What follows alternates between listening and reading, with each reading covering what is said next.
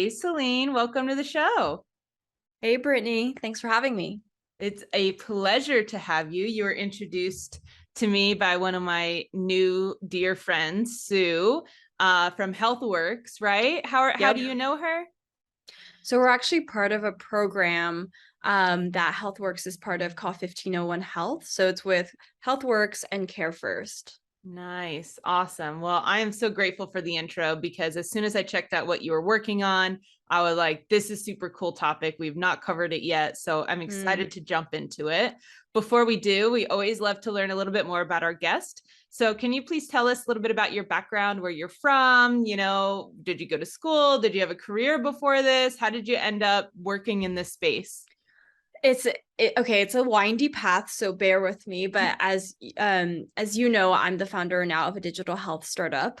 But I did not start out in the health space. Well, I kind of grew up around it. So my parents are both in biotech. My dad was a neuroradiologist, and I grew up around cancer. So that was always something that was very close to me. But my first job was when I was 9 years old, I think, and I was actually an actor. So when I was really young, I was film and television, like one of those child teeny boppy actors on like Disney, Nickelodeon, all that stuff. That's And so cool. yeah, it's a journey. But I that's where I started. So I acted since I was 9 all the way up to college, actually. Wow. And then when I was in high school, though, I was starting to get interested in other things like tech mostly and entrepreneurship. I started a nonprofit around education, which I was super passionate about. And then when I got to college, I studied English and film. And I think I realized that I was really interested not just being in front of the camera, but actually behind it. Mhm. And so I actually ended up working at DreamWorks for a couple of years. I started as like an intern and then came on as a team member on the development side in China, DreamWorks, and in DreamWorks in the US. So I was very much sort of in that entertainment, filmmaking, animation realm before I kind of made that leap into like VR and tech and health. I'm seeing the connection now. I was at first child star Nickelodeon to VR headset for health. I was like, I don't see, but now, oh, it's making a connection now. Yeah, it was really because when I was at DreamWorks, I love film, I love storytelling, but I think I felt so bogged down by like the studio system, by how bureaucratic it was. I mean, as with any large company, right? And I was starting to seek other projects, and they had this department that was VR, but they had recently sort of shuttled it because they just weren't sure what direction it was going to take, and so I just snuck into their VR studio, really got super involved, really loved it. I started pitching sort of like interactive and tech-based entertainment and experiences for the IP we were working on. And I think I just realized I want to pursue this. Like I want to look into VR. I really, really loved it. And so pretty soon afterwards, I was like, bye DreamWorks, I'm gonna go do my own thing. And so I very quickly after produced and wrote and directed a VR filmic experience called Pippa's Pan, which is also how I met my co-founders. And we put together this film that was about Alzheimer's disease, actually, but experienced in this like non-linear, very beautiful virtual reality world. And we were actually selected and featured at Cannes Film Festival and other festivals. My That's how we got goodness. started. Amazing. Long, windy path, like I said. I love it. And so was that kind of the next step was Flowly, or when did you, it sounds like you were already kind of putting together health and wellness and VR, but how did it get to Flowly? Yeah, I mean, it wasn't even a conscious decision of like, okay, make this about health, but I think just because it was so much part of my upbringing and so much part of my parents' mission when I was growing up that it just sort of seeped into everything that I did. And so when I went to write that story, it ended up being about Alzheimer's disease, and because of the subject matter, we actually had a lot of researchers from like Yale and Harvard and UCLA reach out to us and ask us like, what is VR and could I use it in my research in some way? And that really got us thinking more and more, is there potential beyond entertainment? And as soon as that idea popped into our head, in my head, I was super, super excited about that because I felt really strongly that VR was exciting, but perhaps its first real foray wouldn't be really like around film or entertainment, but in rooted applications in health. And so I very quickly dove into the research, and with the help of like my father, who's a doctor, and then a lot of researchers we already worked with at Yale, we saw that VR specifically has been designed and then researched since the 1980s for pain management and for anxiety. And this was super exciting to me because I mentioned I grew up around cancer patients, and I'm sure you know, and I'm sure a lot of people know that it's a very painful experience. It's a pain experience full of anxiety, a lot of uncertainty and fear. And so when I realized that VR could be potentially something that could be helpful to that population, we just kind of dove in headfirst. But I always feel like a little bit of a fraud when I put it together in that narrative, because actually the experience is very windy. It wasn't that linear. It was like here, there, several months Pivoting, to yeah, several of years. Yeah. course. But really, I think there was that underlying narrative of we're looking for something that could really help people. And because I was already really passionate about pain and anxiety management, it just all kind of came together there. That's right. That's right. And so what is Flowly today? What do y'all offer? Yeah, so Flowly is an app that combines virtual reality and something called biofeedback, which allows us to actually collect your biometric data, so things like your heart rate and your breathing, and actually convert that data into these visualizations in VR that help us teach you how to, in real time, control your heart rate in your body. And so when you learn to control your heart rate, you can actually shift your nervous system from a state of fight or flight mode, which is where all that pain and that anxiety lives. And then you shift into that rest, digest, and relaxation mode, which is where like true safety and comfort lives. I love And this. we've designed it, you know, specifically for people with chronic pain and anxiety. Yep. When you and I first met, I told you the story, and I'd love to tell it in this episode of my experience with biofeedback. I was at one point getting some PTSD treatment using bioneurofeedback, and they asked me, they had all these sensors on me. They had the sensors on my head, on my fingers, on my arms. They had all these sensors, and there was a screen, and you could see my heart rate. And so they said, all right, Brittany, breathe really deeply and relax yourself. And so I was taking these big deep breaths and these big long exhales, and they were showing my breath in correspondence to my heart rate, and my heart rate was like kind of changing, but they said, we want you to try to match your breath with your heart rate. And it was like practicing a little bit less out, a little bit more in, finally figured out that if I breathe in 3 counts and I breathe out 2 counts, that is like the perfect for my heart rate in terms of relaxation. And so for probably 4 years now, if I ever struggle to go to sleep, if I start my 3 count, 2 count thing, I'm sleeping. I'm sleeping within a minute. It's like crazy, crazy effective.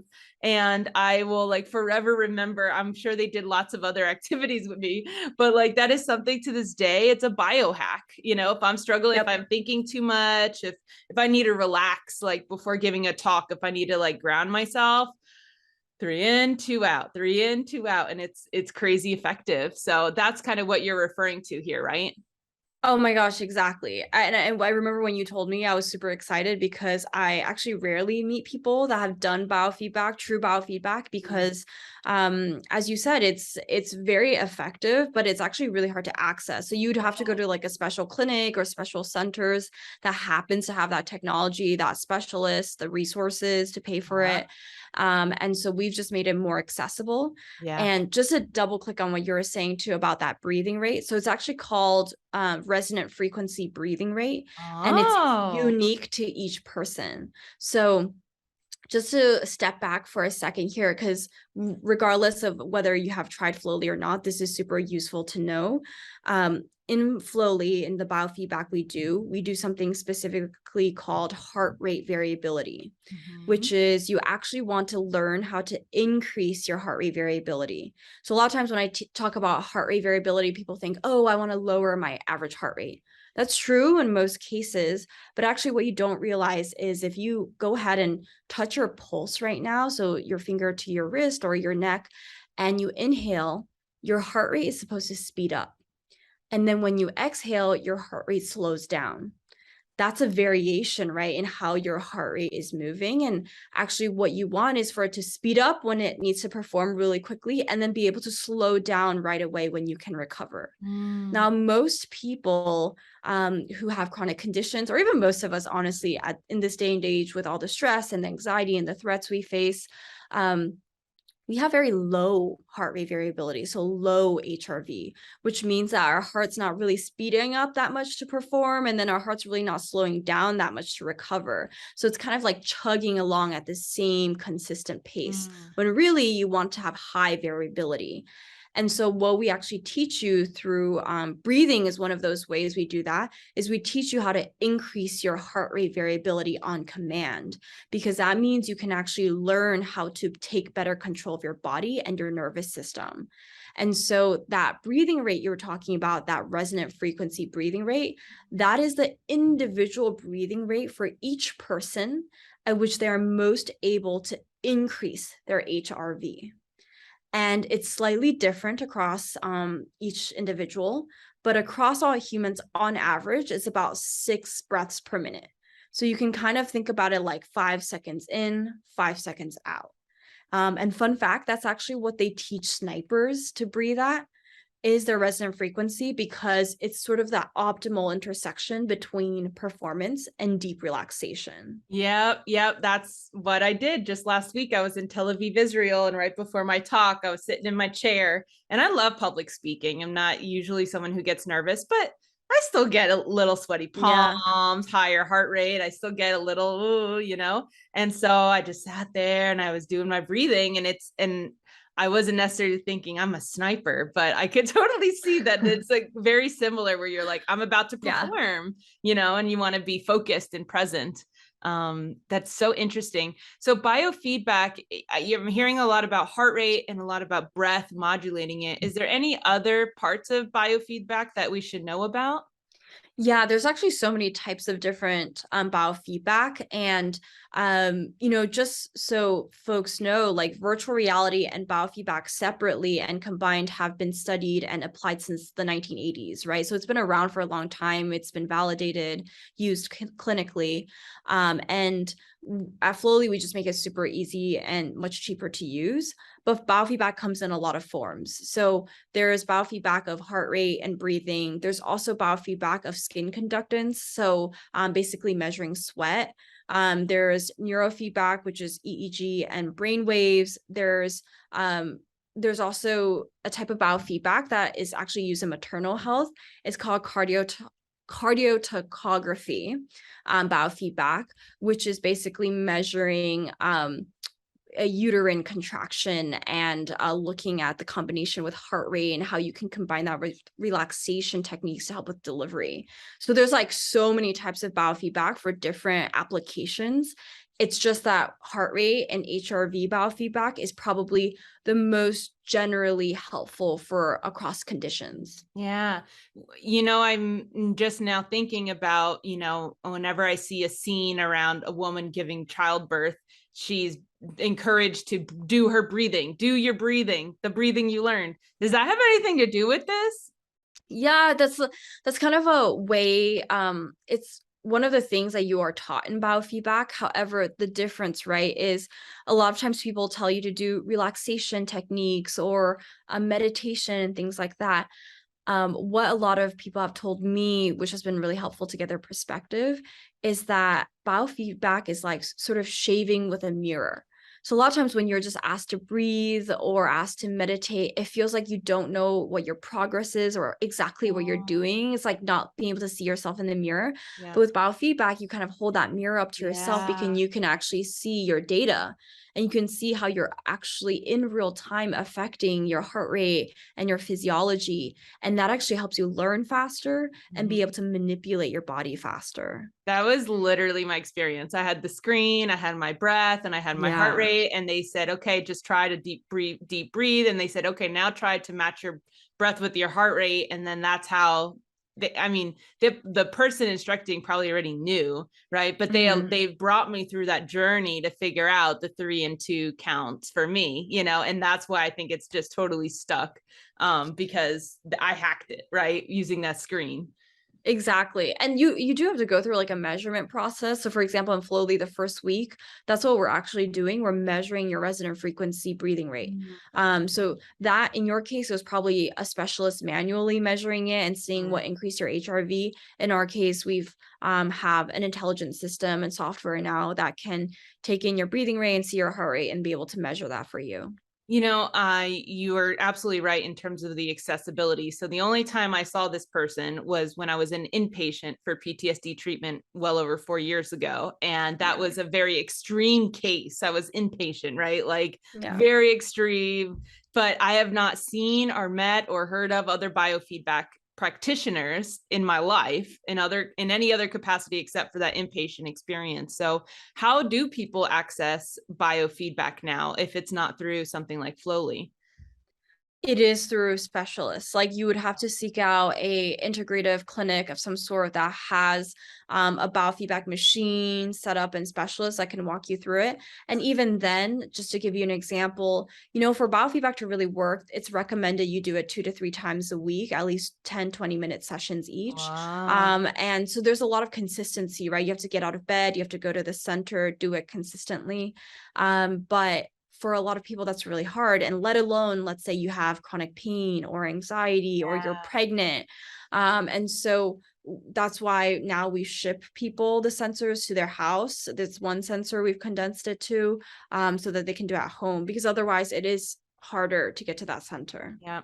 Well, that really fits well into our segue into Femtech specifically, because a lot of women's health tools absolutely have to be accessible and hopefully can be done remotely, because Yeah. women are too busy. Society has not set itself up for our benefit. And so women will not go to 3 10-minute sessions a week in an office, right? But if you provide Mhm. it to her in her home, she might be able to do it between breastfeeding sessions or between her meetings or whatever they're doing. So let's talk about women's health issues. First, is there a history of biofeedback being useful to women's health specifically? Yeah, there definitely is. And we've come across it so much in our own research. And I was actually digging into it even more. And so, for example, biofeedback has been used and is actually a recommended intervention by Mayo Clinic for birthing people and mothers throughout the perinatal process. It is helpful for people with endometriosis, which is a pretty femme health issue. It has also been researched for menopause symptoms. So menopause specifically around hot flashes, sleep problems, mood disorders, anxiety and depression around menopause, and even breast cancer, that entire experience. Could breathing in a specific rate help your hot flash or like cut it off? Yeah, so there's actually been quite a few randomized clinical trials around biofeedback and alternative interventions for menopause. And so far, there's not a ton of studies because, as we know, female led health studies are always lacking. But so far, preliminary findings show us that heart rate variability and breathing relaxation biofeedback can help reduce the frequency of hot flashes. And then it can also improve sort of the psychological symptoms around menopause, including like improving sleep and your mood. Yeah. So the underlying biological system here that we're kind of hacking is the nervous system, right? And That's so right. the autonomic nervous system, which one is that? Yeah, so the autonomic nervous system is extremely important because it controls so much of your unconscious sort of bodily functions. So things like your sweat, your heart rate, your even what you taste. So many of those things are fed through the highway of your autonomic nervous system, and it's really split into two parts. So you've probably heard of like fight or flight mode, which is what we actually call the sympathetic nervous system. And then there's your rest, digest, and recovery mode, which is your parasympathetic nervous system. Now, in this day and age, whether or not you have a chronic condition, most of us actually live in a heightened, sustained sympathetic tone, which means we're basically constantly in fight or flight mode. What you do with biofeedback is you actually teach your body how to shift into your parasympathetic rest, digest, and relaxation mode, which is incredibly important because your body should be maximizing the time it is spending in that recovery mode to be able to relax, to digest, to sleep better each night. Yeah. I had like a nutritional coach last year, and one of the tips that she gave us was before you eat, sit down on your butt, put your feet on the ground, and take a deep, long breath. And she was like, it'll help you eat better, lose weight, all this stuff. And I said, just sitting down and taking a deep breath. And she's like, yeah, Britt, you're a scientist, fight or flight or rest to digest. Have you ever really considered the digest part of the rest and digest? Like, it means that if you're in fight or flight, you don't digest. Like, that's why digest is on the other side. And Yeah. you don't want your body to just be like, okay, I'll break this down and I'll stick it in a corner, i.e. her butt, or her belly, or like her back of her arms, whatever. If you actually wanted to fully process, fully digest, you need a rest. You need to like be grounded and not be fight or flight. So she's like, every food you take while driving is going right to your butt. Like you're not processing that, right? Because you're operating a vehicle. Your Yeah. body's not in rest. That's a really funny way of putting it. I actually do flow sessions after I have big meals because it does help me digest. But I'll bring in another sort of sciencey story here, which is super interesting. We work with an incredible biofeedback specialist named Dr. Richard Gevirtz, and he actually works a lot with kids. And a lot of times, parents will bring their kids in to work with him because they are complaining of having a really upset stomach. So basically, they're experiencing some form of irritable bowel syndrome. And he works with them using breathing and HRV biofeedback. And really, what he's addressing is anxiety. So he's teaching them how to address their anxiety, which actually improves their irritable bowel syndrome. And this is true for adults as well. So your gut and your stomach health is incredibly linked to the rest of your body as well. So that digest is even more complex than we think. It's actually really important to take that time before and after you eat a meal to digest and shift your body into parasympathetic tone. Yeah. Would shifting you into parasympathetic tone be helpful for breastfeeding to release the milk?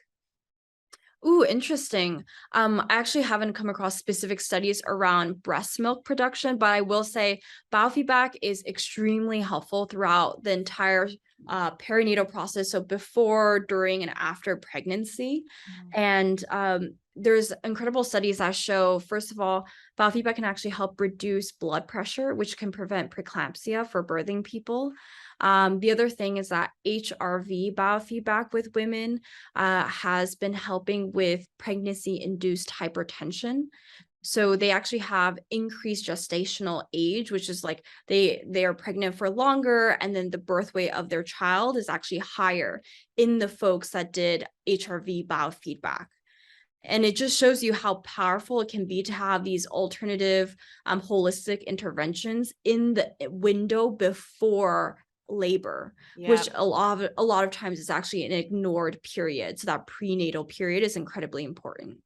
If this is, I don't mean to call it simple, like it's not hard. I'm sure it's very hard, like to create all these technologies and stuff. But if literally just breathing on a specific pattern is that impactful, positive impact on health, why don't you think biofeedback is more accessible and prevalent in everyday medicine?